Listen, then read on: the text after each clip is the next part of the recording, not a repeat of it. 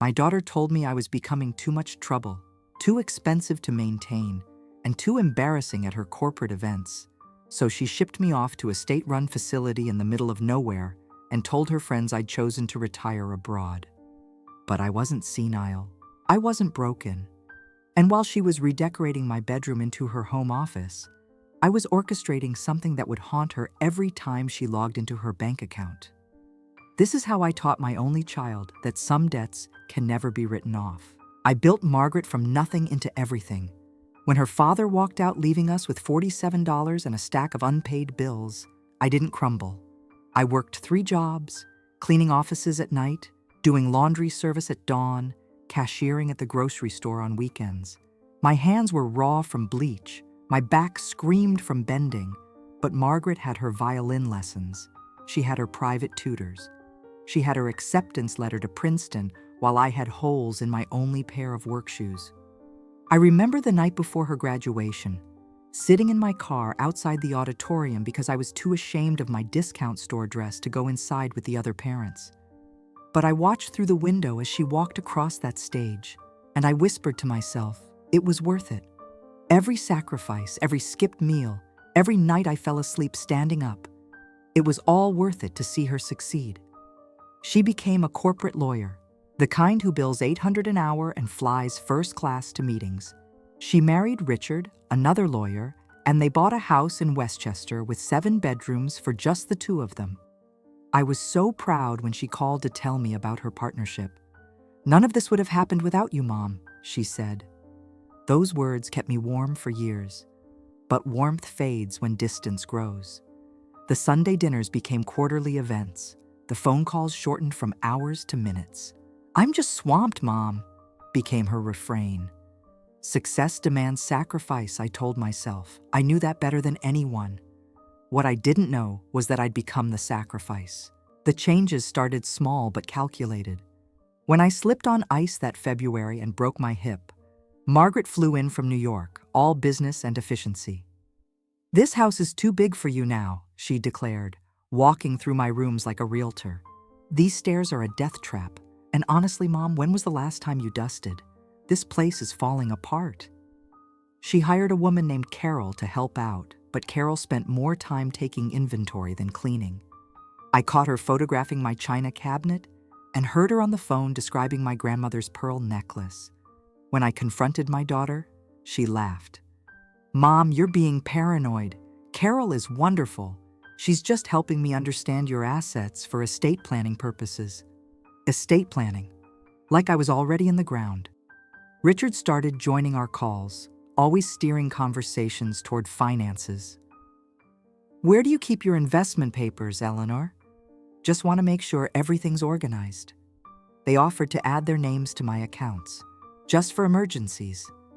When I politely declined, Margaret's voice turned cold. "We're trying to help you, Mother. Don't be difficult." The word difficult stung more than any insult could. I'd raised her alone, sacrificed everything, never complained.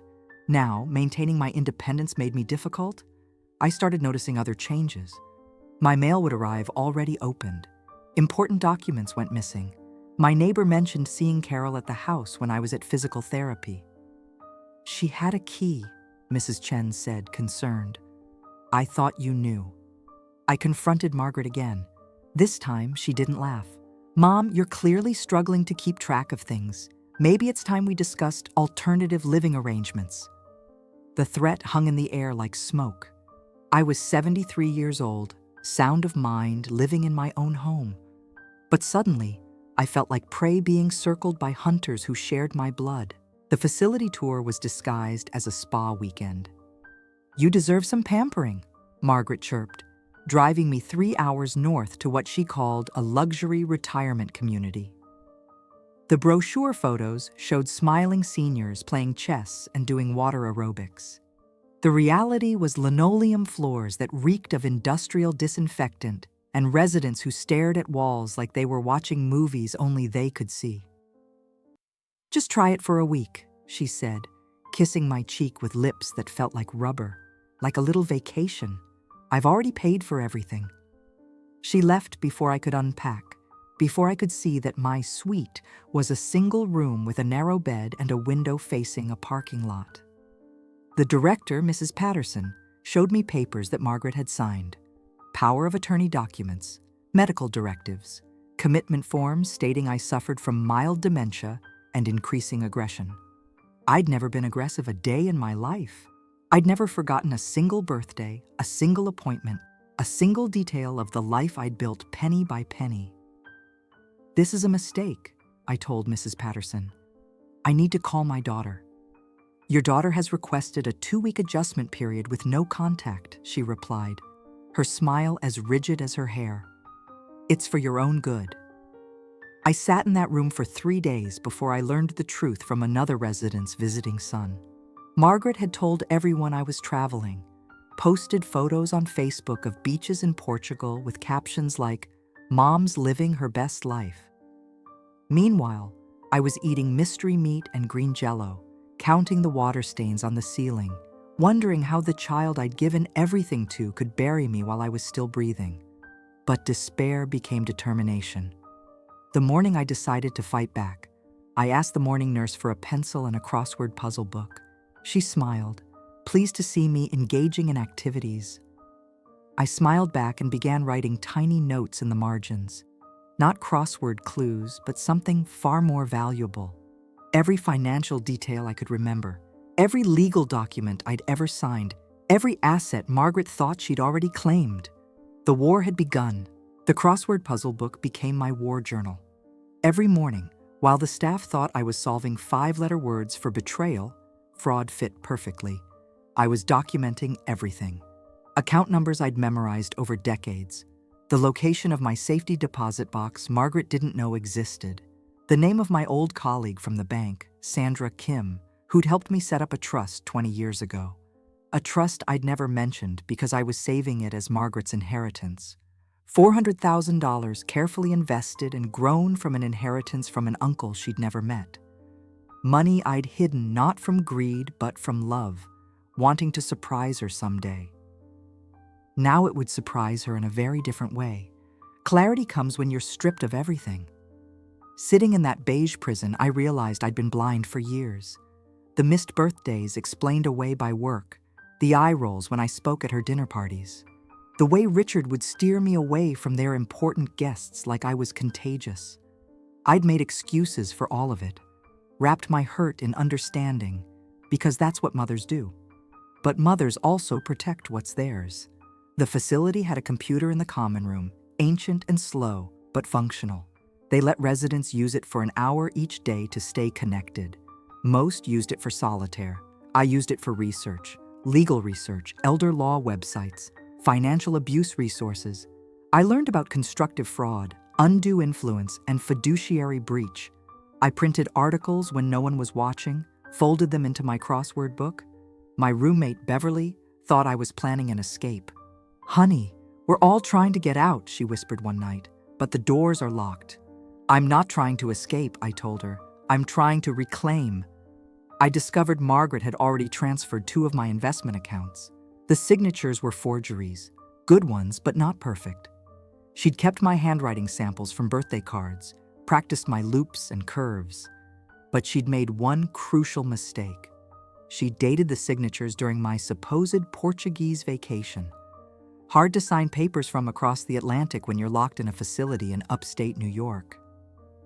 That night, I lay in bed and smiled for the first time in weeks. Sandra Kim answered on the 3rd ring. I'd waited until the nursing staff was distracted with a medical emergency in the next wing, then slipped into the director's office to use the phone. 20 years of friendship carries weight. And Sandra's voice cracked when she heard mine. "Eleanor, Margaret said you were in Portugal." "I need your help," I interrupted. "And I need you to listen very carefully." The conversation lasted 12 minutes. By the end, Sandra was no longer the composed banking executive I remembered. She was furious. "After everything you sacrificed, I'll handle this personally." We arranged everything in code, like we were planning a heist, which, in a way, we were. Sandra would contact James Morrison, an attorney who specialized in elder financial abuse. She'd retrieve documents from my safety deposit box. Most importantly, she'd freeze the trust before Margaret could discover it existed. James Morrison visited disguised as a priest. The facility allowed clergy visits without supervision, and James brought communion wafers along with legal documents hidden in his Bible. We sat in the chapel, heads bowed as if in prayer, while he showed me exactly what had been done. "She's been planning this for 18 months, he said, sliding papers across the pew. Property transfers, account changes, even a fraudulent diagnosis from a doctor who's never examined you. This is criminal, Eleanor. I don't want her in jail, I said. I want her to understand." He studied me over his glasses. "What did you have in mind?" I told him about the trust, about my plan to use it. His eyes widened, then crinkled with something like admiration. "That's poetic, using her own name against her." We filed the paperwork that day: revocation of power of attorney, fraud claims, asset freezing. But the real masterpiece wasn't in the legal documents. It was in what I planned to do with that trust. Margaret thought she'd stolen my future. Instead, she'd funded her own education and consequences. Every document James filed was another brick in the wall I was building around her carefully constructed life. By the time she realized what was happening, it would be too late to stop the collapse. The facility's phone rang during afternoon activities. I was pretending to paint watercolors with the others, making gray smudges on paper while waiting. Mrs. Patterson's heels clicked faster than usual down the hallway. When she appeared in the doorway, her face had lost its professional composure. "Mrs. Franklin, there seems to be a situation. Your attorney is here, with a court order." James Morrison entered like an avenging angel in a three-piece suit, flanked by 2 police officers. The other residents perked up. This was better than anything on the common room television. He placed papers on the craft table, carefully avoiding my wet paint. "Eleanor Franklin is leaving this facility immediately. Any attempt to prevent her departure will result in criminal charges for false imprisonment." Mrs. Patterson stammered about procedures, about Margaret's instructions, about the 2-week adjustment period. James cut her off with a smile sharp enough to slice bread. "Mrs. Franklin's daughter is currently being served with papers for elder abuse, fraud, and false imprisonment. I suggest you concern yourself with your facility's liability in this matter." I stood slowly, leaving my gray painting on the table. Beverly grabbed my hand. "Give them hell, honey." The ride to freedom was quiet. James had arranged a suite at the Marriott. "Billing it to the trust," he said with satisfaction. Margaret called within 2 hours. James had warned me she would, said to let it go to voicemail. But I wanted to hear her voice when she realized her game was over. "Mom," she sounded breathless, panicked. "What have you done? These lawyers are saying, this is insane. I was protecting you." "From what, dear? My own life?" "You don't understand. The house is too much. You're getting older." "Yes," I interrupted. "I am getting older. Not dead, not incompetent, just older, and apparently that was crime enough for you." "I'll contest this," she hissed. "I'll have you declared. Try it." I hung up and turned off the phone.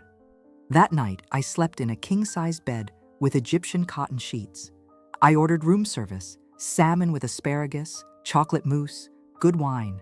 I ate every bite while watching the news, feeling like myself for the first time in months. Tomorrow, the real work would begin. The trust fund surprise was elegant in its simplicity. Instead of keeping the money or giving it to charity as James had expected, I did something else entirely. I created the Margaret Henderson Foundation for Abandoned Elders. Yes, I named it after her. Every penny of that $400,000 would go to providing legal aid for seniors whose children had financially exploited them. But here's the beautiful part. As the foundation's primary namesake, Margaret would receive annual reports, detailed reports, stories of every senior we helped escape their children's fraud, every court victory, every family torn apart by greed. Her name would be forever linked to elder abuse, not as a victim, but as the cautionary tale that funded justice. The announcement ran in the New York Times, the Wall Street Journal, and every legal publication that might cross her desk. corporate attorney's mother establishes foundation after surviving financial elder abuse. I made sure they used her full name, her firm's name, her Princeton credentials. Every detail she'd been so proud of, now forever Googled alongside elder abuse. Her firm called within hours of the first article, then her biggest clients, then Richard. The foundation's website, yes, I had Sandra's nephew build a beautiful one, featured my story prominently. No lies, no exaggeration, just facts, forged signatures, falsified medical documents, the Facebook posts about Portugal while I ate mystery meat in a state facility. She tried to get a cease and desist order. The judge laughed. Actually laughed.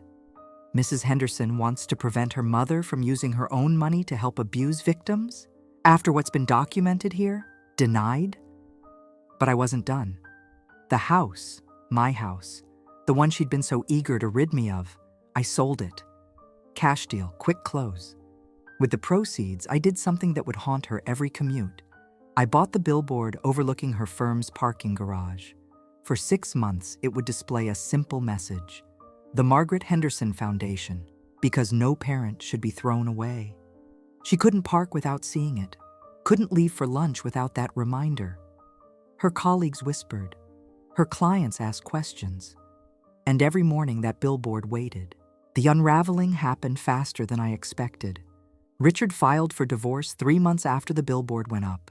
He cited irreconcilable differences, but Sandra heard through the banking grapevine that he couldn't handle the professional humiliation. His own clients were asking if he'd been involved in the elder abuse case. He hadn't been, but proximity to scandal is still scandal in their world. Margaret moved out of the Westchester house and into a 1-bedroom apartment in Queens. From 7 bedrooms to 1, the poetry wrote itself. Her firm suggested she take a sabbatical to deal with personal matters. Suggested, not demanded, but in corporate speak, that's the same thing. She spent her days filing motions to dissolve the foundation, each one denied. Every legal attempt just generated more paperwork, more publicity, more questions about why she was so desperate to shut down a charity helping abuse victims. I didn't gloat. That would have been beneath me. Instead, I got busy. The foundation's first case was Beverly from the facility. Her son had done the same thing: forged signatures, fake dementia diagnosis, asset theft. We got her out, got her money back, got her son charged with fraud. The newspaper loved the story. Foundation named after corporate attorney saves first victim. Margaret sent flowers to my hotel with a card. Can we talk? I sent them back with my own note. No. She tried showing up at the Marriott. Security turned her away. I was on the VIP list now, thanks to the publicity. She sent letters through her lawyer, each one more desperate than the last. She was sorry. She was stressed. She was trying to protect me. She was worried about my health. The excuses piled up like the bills I'd once juggled to pay for her violin lessons. I kept every letter. Evidence, James said. But really they were reminders. Reminders that the woman who'd written these excuses was the same child who'd once promised, "I'll take care of you when you're old, Mommy." Promises, I learned, are only as good as the person making them. And the person she'd become was worth exactly nothing. The foundation, meanwhile, was worth everything. The foundation grew beyond my wildest dreams. Once word spread, the calls didn't stop. Children of stolen futures, parents robbed by their own blood, seniors who'd been declared incompetent by adult children eager for early inheritance. Each story broke my heart and strengthened my resolve. We hired real lawyers, not just James. We partnered with Adult Protective Services. We created a hotline that rang 24 hours a day because financial elder abuse doesn't keep business hours. Within 6 months, we'd helped 43 seniors reclaim their assets and their dignity. Within a year, we were operating nationwide. 60 Minutes wanted to do a segment on the foundation, on my story, on the epidemic of elder financial abuse by adult children. I agreed on one condition. They had to use Margaret's name, not to hurt her, but because shame is sometimes the only teacher that works. The interview aired on a Sunday night. I wore my best dress, the one I'd been too ashamed to wear to her Princeton graduation. I spoke clearly without tears about sacrifice and betrayal and survival. When Anderson Cooper asked what I'd say to Margaret if she was watching, I looked directly at the camera. I'd tell her that I'm still her mother. I'll always be her mother. But being someone's mother doesn't mean being their victim. The response was overwhelming. Donations poured in. Volunteers lined up. Senators called about legislation. The Margaret Henderson Foundation became a movement, and my daughter's name became synonymous with protecting the elderly from their own children. But the best response came from an unexpected source. Timothy Chen, one of Margaret's former colleagues, reached out. His own mother was being pressured by his siblings to sign over her assets. Could the foundation help? We could, and we did. Timothy became our biggest corporate sponsor, eventually joining our board. "Your story woke me up," he told me over coffee. "It made me realize what really matters." The foundation's first anniversary gala was scheduled for the following month. 500 tickets sold out in 3 days. We were making a difference, one rescued parent at a time. And somewhere in Queens, my daughter was learning what it meant to be truly alone. She appeared at the foundation's first anniversary gala. I shouldn't have been surprised. It was a public event, and she'd bought a ticket like anyone else. But seeing her there, thin and pale in a dress I didn't recognize, still knocked the breath from my lungs. I was at the podium halfway through my speech about the year's victories when I saw her. She stood in the back, arms crossed, that defiant chin tilt I remembered from her teenage years. I continued speaking, but my eyes found hers across the room. After the speech, after the applause, she waited. The crowd thinned, donors headed home, volunteers cleaned up. Finally, it was just us and the echo of our breathing in the hotel ballroom. "Nice speech," she said, her voice smaller than I remembered. "Thank you. You've done well. The foundation, it's impressive. We've helped a lot of people." She laughed, bitter and short. "Including me, apparently. I'm famous now. The poster child for elder abuse? You put yourself there. I know." She moved closer, and I could see the exhaustion carved into her face. "I know what I did. I live with it every day. Every Google search, every whisper at the grocery store, every date that ends when they realize who I am." "What do you want, Margaret?" "I want my mother back." The words hung between us like a bridge I wasn't sure could hold weight. "I'm right here," I said finally. "I've always been here. You're the one who threw me away. I was wrong." Tears now, real ones. I was so wrong. I let the money, the status, the fear of losing it all, I let it turn me into someone I don't recognize. Understanding isn't the same as undoing. I know I'm not asking for forgiveness. I'm asking for, I don't know, a chance to be different. I studied my daughter for the first time in over a year. She was 42 and looked 50. Success had aged her in ways sacrifice never aged me. "The foundation could use volunteer lawyers," I said carefully. "Pro bono work, helping seniors recover assets. You'd be facing what you did every single day." "Yes." No hesitation. "Yes, I'll do it. I'm not promising anything beyond that. I'm not asking for anything beyond that." 5 years later, I stand in my own home again. Not the old house. That belongs to a young family who sends me Christmas cards. This is a smaller place, perfect for one, with a garden view and enough space for the life I've built from the ashes of the old one. The Margaret Henderson Foundation occupies 3 floors of an office building downtown. We've helped over 2,000 seniors recover their dignity and their assets. We've changed laws in 12 states. We've turned my daughter's name from a shame into a shield, protecting those who can't protect themselves. Margaret works there 3 days a week. No pay, no glory, just case files and court appearances and the slow work of redemption. She's good at it. The skills that made her a corporate shark also make her a fierce advocate for the abandoned. We have lunch on Wednesdays. Nothing fancy, just sandwiches in my office while reviewing cases. We don't talk about the past much. There's too much present work to do. She stayed single after Richard, living in that 1-bedroom apartment, driving a 10-year-old Honda. "I'm saving money," she told me once. "Want to make sure I can take care of myself when I'm old." The irony wasn't lost on either of us. Last month, she brought me tea during a late foundation meeting. Set it down just the way I like it. 2 sugars, no milk. Such a small thing. Maybe that's what rebuilding looks like. Small kindnesses stacked like bricks until they form something sturdy enough to shelter both of you. The Times reporter asked me recently if I'd forgiven Margaret. Forgiveness isn't a destination, I said. It's a daily choice. Some days I choose it. Some days I choose boundaries instead. Both are valid. My phone rings. It's Beverly calling to confirm our weekly lunch. She volunteers at the foundation now too, intake coordinator. We're all useful here. Not burdensome, not disposable, just useful. I water my roses before heading to the office. Margaret's car is already in the parking lot when I arrive. Through the window, I can see her bent over case files, working before anyone else arrives, still trying to earn her way back. But that's okay. Some debts aren't meant to be settled. They're meant to be transformed into purpose. I push open the door to the Margaret Henderson Foundation, and for a moment, I let myself feel it all. Then I set it down and get to work. There are, after all, so many more of us to save.